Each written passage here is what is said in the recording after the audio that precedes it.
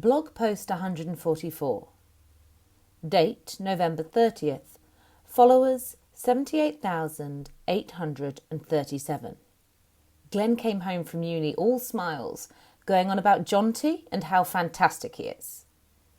To be honest, I don't like the sound of the guy, but that's not a battle I have the energy for right now. Mum also came over after work under the guise of being supportive. Inwardly, I'm sure she's still gloating over the fact that she got her way about Noah. "When we woke you up, we had a plentiful supply of blood, Merowyn," she said, continuing to labour the point. "He could be ravenous and get through all your stock in a matter of days. We should at least wait a couple of months until we've got a decent amount available." It turns out that Mother trying to be sympathetic irks me. A lot. I guess it's because it reminds me of how she lied to me so easily for all those years. "We're not going to be able to do that, Mum," I said with a sigh of annoyance. "You know that. Without the blood drives, we're seriously limited. If anything, this is the exact reason why we should be waking him up. So that he can learn to feed like Kalina taught me, and we don't have to worry constantly about where our next blood bag is coming from." At this, her face hardened. "That's not a good idea. You can't possibly be thinking of taking him to feed with you that quickly. He's going to need years of training to get to that point." "Not according to Kalina. And she's the actual expert. You've only been involved in turning one vampire, and that was pretty much trial and error. Remember?" Yes. I was probably being cruel, but I didn't have the energy to be nice. Thankfully, she finally took the hint. "You're obviously not in a good place to have a conversation about this," she said, resting a hand on my shoulder. "I know you're missing him, darling. I know you want to do this. But maybe, in a couple of years, we'll be better equipped to deal with the situation. And we can have another family vote then." Yep, she actually said that to me. In a couple of years. She's lucky I'm a vampire with control, or things could have turned out very nasty for her. After making a big show of asking Glenn and me about our uni courses, like that makes her Mother of the Year all of a sudden, she made her excuses and left. Glenn then followed suit, off to see Jonty. Again. I'd texted Kalina earlier, asking her to come over, and she'd said she would, but I hadn't expected her for several hours, which was why it was more than a little surprising to hear a knock at the door not long after Glenn had left. I scooped up the stuff Rhodes had given me from where I'd been staring at it on the table, as if that might somehow hold the answer to what I should do. I hid it in a drawer. "Hey," she said as I let her in. "Everything okay?" I took a deep breath in before I spoke. "Just frustrated. That's all. Mum was here earlier, talking about what a good idea it is not to wake Noah." Kalina raised an eyebrow. "So you called me for sympathy about something I agree with your mother on? Oh, how little you've learned," she said, striding past me into the lounge and dropping onto the sofa. I'll admit, that glimpse of the old Kalina made me smile. I was surprisingly happy her sarcasm hadn't disappeared entirely with this newfound conscience of hers. "Actually," I said, "I thought it would be nice to hear more about your past. If you don't mind, that is. I found it so interesting last time. And it kind of reminded me of Dad, all the history and things." It wasn't as if there was anything similar in their storytelling techniques or the concepts they were talking about. But they spoke with the same passion, that same desire to impart their knowledge to me. Despite never having met my father, Kalina seemed pleased with this comparison. "Okay, what do you want me to talk about?" Now, obviously, there was one topic on my mind. Roads. But I didn't think bringing him up straight away would be a good idea. So I decided on a different approach. I thought you could tell me about other vampires you've met, maybe. Or where you travelled to, or what your favourite century was. It wasn't hard to suggest things. Okay, she replied, other vampires. That is a much longer story for another time. Let's not go there today. She chuckled the way she expected me to. Favourite century, she mused. You know, that's a tough one. There are so many things about modern life. Travel to start with. Fashion, although that's always been fun. That said, it was so much easier to be a vampire back in the day. Easier to disappear and start over with a new identity. Easier to make money. Easier to feed. And by feed, I mean feed properly. To completion, if you like. At that, I offered her a scowl, which she brushed aside with only the slightest smirk before continuing. So many people died for random reasons back then. No one thought anything of another dead body. And it was the same the whole world over. And there were no security cameras or alarms, no national or international databases. Those days were definitely more straightforward.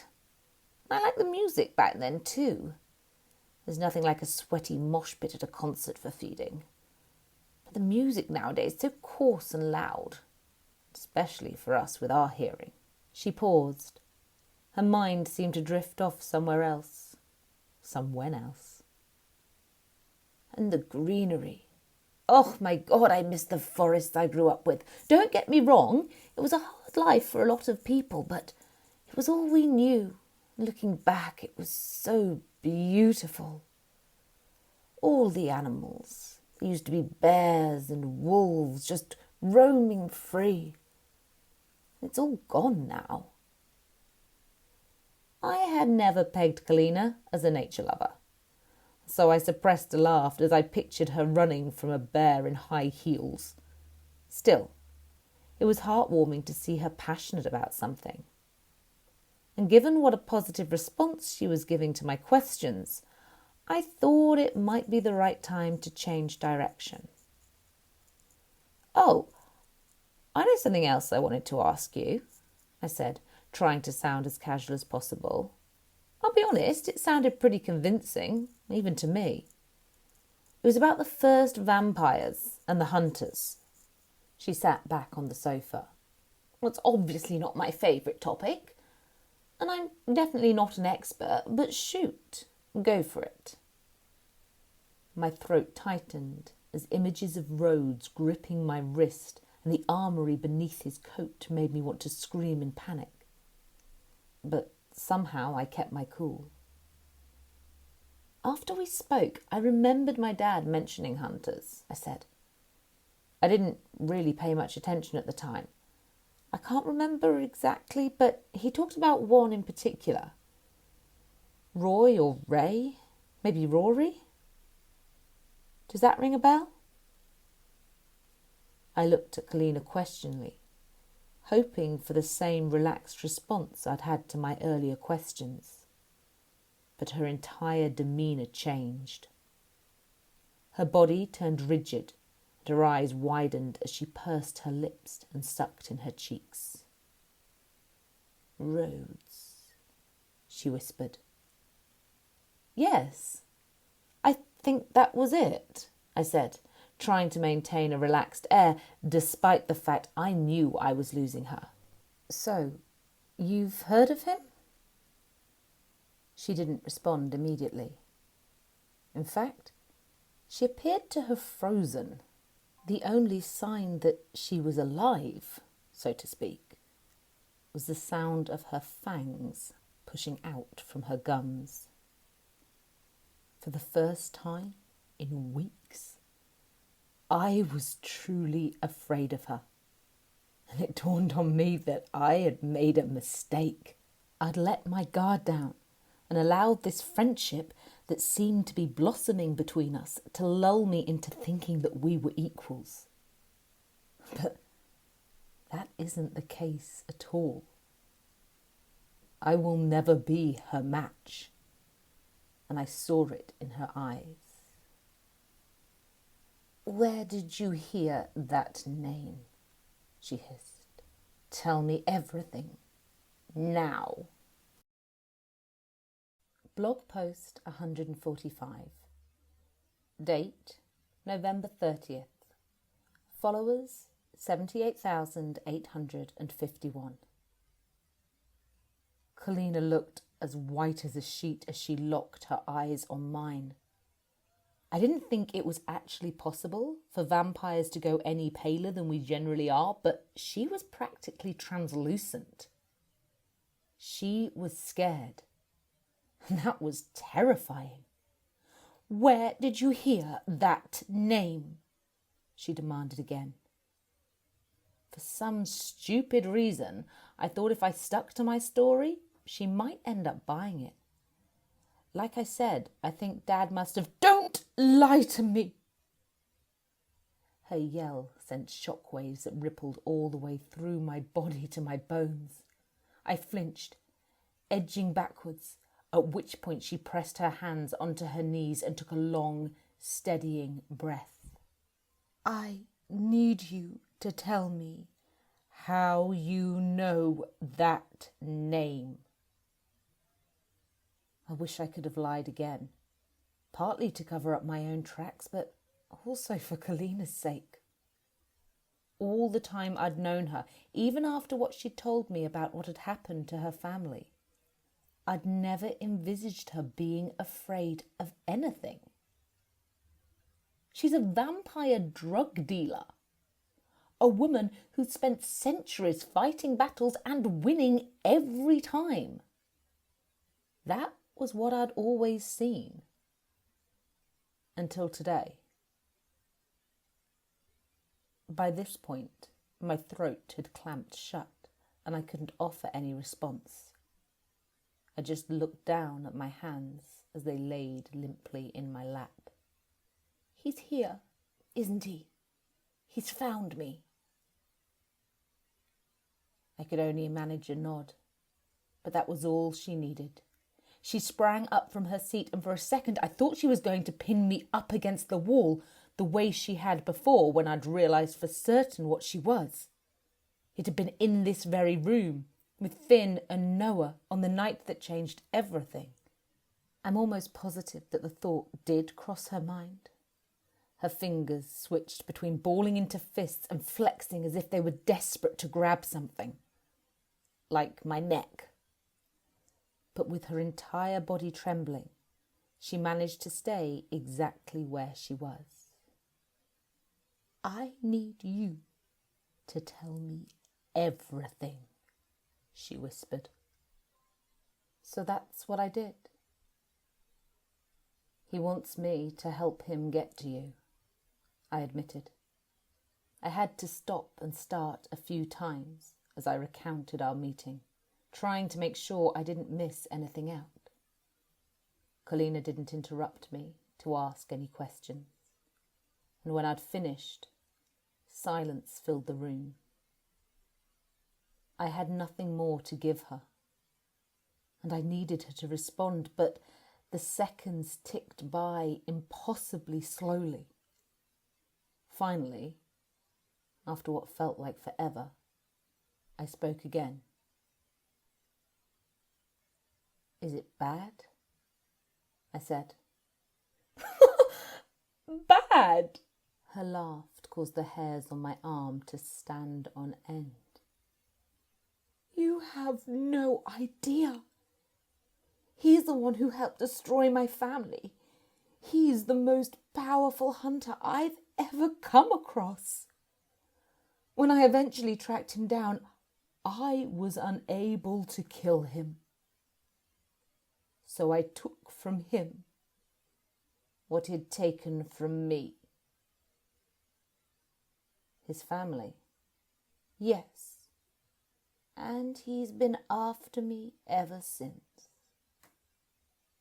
She let the words hang in the air for a moment. He'll not stop until he gets me. I have to run. I need to get out of here. The words hit me like a stake to the heart. You can't do that. You can't run. Did you not hear what I said? Rhodes will kill them. He'll kill Mum and Glenn and Finn. They're not my priority. I have to look out for myself. Besides, whatever you do, he'll probably kill them anyway. I suppose laughing at her was not the wisest thing to do. But honestly, I had no other response. It was tragically comic. It was my fault, of course. I'd naively thought that we were friends, or at least on the way to getting there. Apparently, I'd been wrong. So you're just going to go, I said, when my laughter finally subsided. That's it. Screw the rest of us. I like you. I really do, Merwin, but if you think that just because we had a couple of little chats, I'm risking my life for yours, you are very much mistaken. Your presence in my life has been a mere blip, Merwin. I'll get over it. I don't believe that, I said. I think we're the closest thing to real friends, to a family even, that you've had in a very, very long time. I watched her eyelashes flutter as she glared at me. For just a moment, I thought I'd got through to her. Then she spoke. I'm running, and if you know what's good for you, so will you. That was it. Then Kalina left. So now I'm going to have to face a vampire hunter on my own. Blog post 146. Date December 1st. Followers 78,857. What am I meant to do? Should I run too? And if I do, where would I run to? And what if me running causes Rhodes to go after Mum and Glenn and Finn? Perhaps that's what he's expecting. And what if it's a trap? I've got no one to go to about this except you guys. Glenn and Mum are both out of the house, and I don't know if that's a good or a bad thing. It's definitely better for them to be away from me. They should have learnt that already. I just wish I knew how to keep them safe. I don't think I've ever felt so alone in all my life. And that's saying something. Blog post 147. Date December 1st. Followers 78,862. I made a mistake. I know what you're probably thinking. That's nothing new. All I seem to do is screw up these days. But this... well, this was just selfish. I needed someone to talk to. Someone who wasn't going to judge me. I'd been alone all day with Glenn at lectures and Mum at work, and my mind was going over and over worst-case scenarios. What I really needed was Noah, and more than once I considered feeding him every ounce of blood we have, in the hope that it would be enough to wake him up. But without him, I went for the next best thing. Are you free to talk? That was all I needed to say. 5 minutes later, and Finn was standing at my front door. You sounded worried on the phone, he said, coming into the house. What is it? What's happened? Is it Noah? No, Noah's fine. For a moment, I considered lying to him, making up some rubbish about how I was worried about losing him as a friend. After all, It was true to an extent, but there was no point. He would have seen straight through that. "It's bad," I said instead. "Whatever it is, we can get through it, together. I'm here for you. You know that." And so, it was yet another night talking about roads, reliving that moment when he'd accosted me in the park. Believe me when I say it didn't get any easier retelling how he'd grabbed me and held on to me without any effort. How I'd felt so helpless. The way Glenn's name rolled off his tongue and how he thought Finn and I were together. Whoever said a problem shared is a problem halved obviously hadn't ever faced a hunter.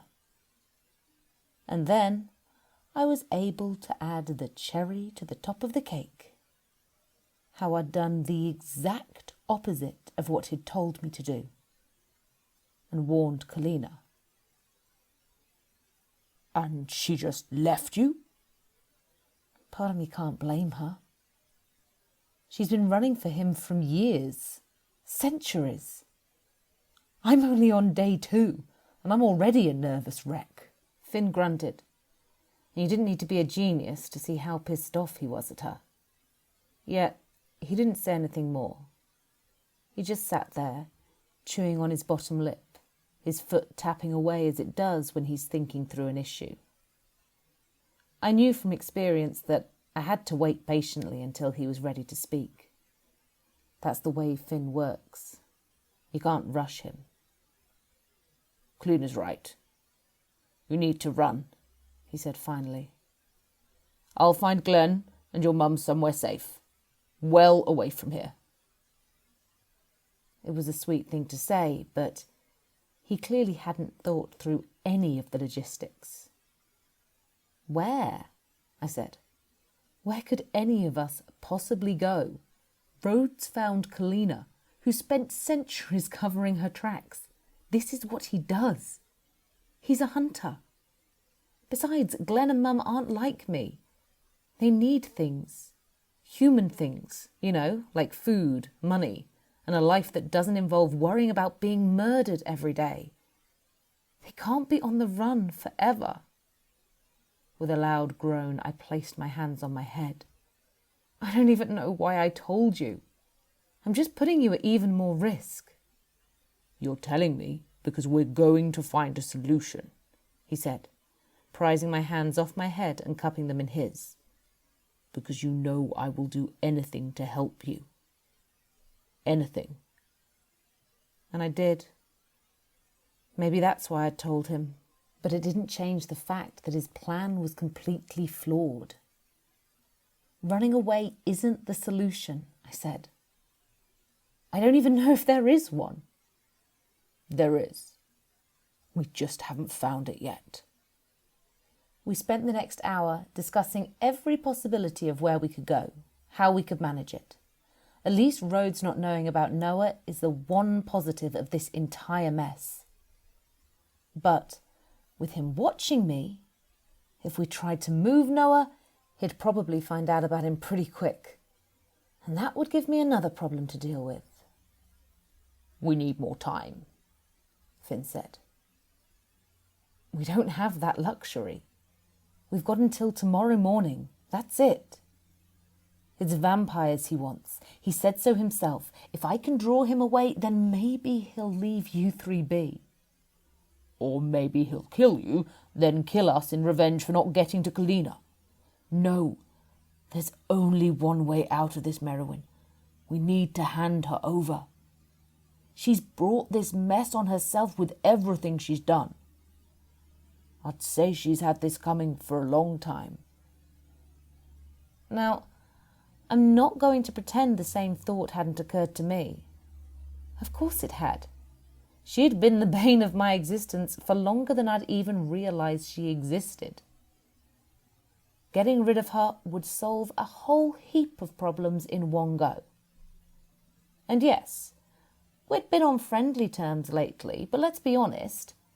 If I wrote out a list of pros and cons, we all know which would be longer. But that still left one big question. "How do we find Kalina again?" Finn asked. "I don't know. But there's someone who might."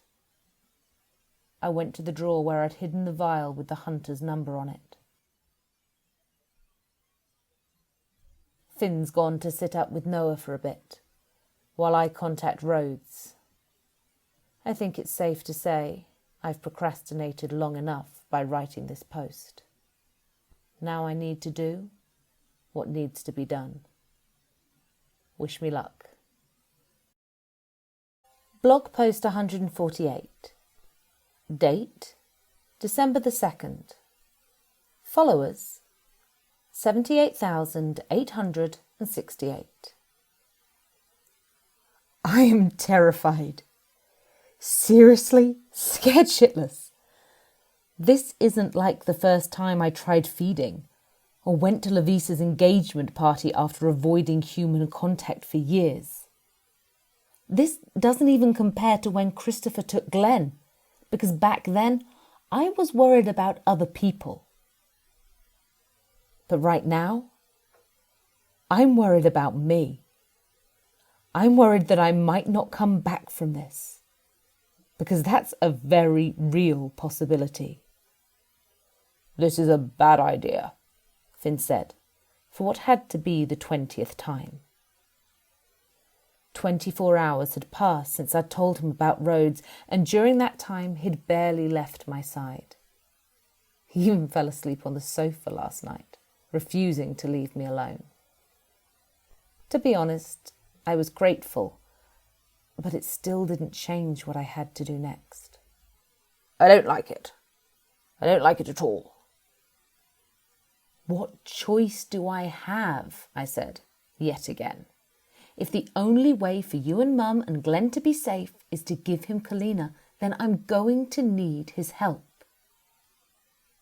Silence descended. "I just wish you'd let me come with you," Finn said eventually. "There'll be hundreds of people there. He probably won't even realise I'm amongst them. And if he does spot me, it might help. He'll think you trust him." I shook my head. "No, I can't be worrying about you. If you're there, then you will be my main concern, and I can't have that. It will be fine. I promise you it will." That time, I almost believed myself. It was a simple plan, if you could call it that. I'd messaged Rhodes, asking him to meet me at 9 p.m. in town. The place I'd chosen was a busy club, one that Kalina had taken me to the first time I fed. The one with the industrial look, all large girders and metal staircases. On a Saturday night, there was sure to be a big crowd. Enough people, I hoped, to stop anything from breaking out between us. Not to mention the fact that he shouldn't be able to bring any weapons in, although I hardly expected him to play by the rules. I'd given him no other details, though I assumed he'd know I wasn't bringing Kalina. Carrying a comatose vampire into a club hardly seems prudent, and from the way Rhodes had chosen to confront me in a quiet park with no one else around to see us, I'm guessing he's a fan of discretion. And while I don't know if any sort of hunter's code exists, I can't imagine that killing someone in front of a club full of students would be their ideal scenario. All I had to do was convince him that I'm on his side, but I need his help to track Kalina down. Simple. Right, I should get there early, I say. I cast one last look at Noah, lying motionless on my bed. Tears stung my eyes, and I did my best to hide them from Finn. I don't want to be pessimistic or anything, but if something happens to me, I need you to get them out of there, I said. All of them, I added, with a nod to his brother. Of course. You know I will. I moved over to my desk, pulled open a drawer, and retrieved a small pile of envelopes. And when you're definitely clear, I want you to give them these. My hands trembled as I handed them to him. He took them and fanned them out to read the names on the front of each. There are only 3, he said. Do I not get one? God, the lump that formed in my throat at the thought of what I might be about to lose. You don't need one, I said. You already know everything. He nodded, and I slipped my hand into his and felt his pulse against my skin. I think you might be right. It might have been fate that we found each other again, I said. But I think that sometimes fate has more than one plan for us. That doesn't mean the first one wouldn't have been incredible. It just wasn't meant to be after all. Rin. His voice trembled as his face came towards mine. I lifted my head so that our lips could meet. It wasn't like the last time we kissed. There wasn't the urgency, the passion. This was a goodbye kiss, a farewell to the path we might have trodden. You've been listening to Bloodsucker's blog, Book 3, Lost Souls, written by Ella Stone, narrated by Hannah Lynn, and produced by Papercat Publishing. To make sure you don't miss any episodes, don't forget to hit that subscribe button.